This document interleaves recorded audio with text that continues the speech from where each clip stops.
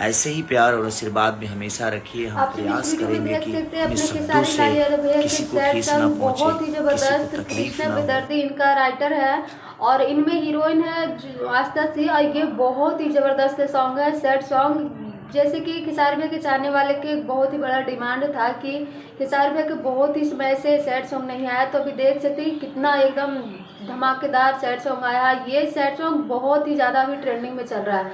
नमस्कार दोस्तों, Radhe Radhe. I hope आप से लोग अच्छे होंगे, मस्त होंगे, स्वस्थ होंगे। अगर चैनल पर नया आए हैं तो चैनल सब्सक्राइब करके एक प्यारा सा लाइक कमेंट जरूर करें। अगर आप लोग नहीं देखे तो यूट्यूब पे जाके सर्च कीजिए अब तू सतावल छोड़ दा। और ये सॉन्ग बहुत ही ज़्यादा मतलब अगर आपको प्यार में दिल टूटा हुआ तो ये सॉन्ग आपको बहुत ही ज़्यादा पसंद आने वाला। और ये सॉन्ग ग्लोबल जंक्शन म्यूजिक पे आया है। अगर आप लोग नहीं देखे तो जाकर के जरूर से जरूर देखिए और बहुत ही ज़्यादा प्यार आशीर्वाद दीजिए और बहुत सारा लाइक कमेंट कीजिए, क्योंकि ये सॉन्ग बहुत बहुत ही एकदम धमाकेदार है। वैसे अपना राय जरूर दीजिएगा। Thank you, love you.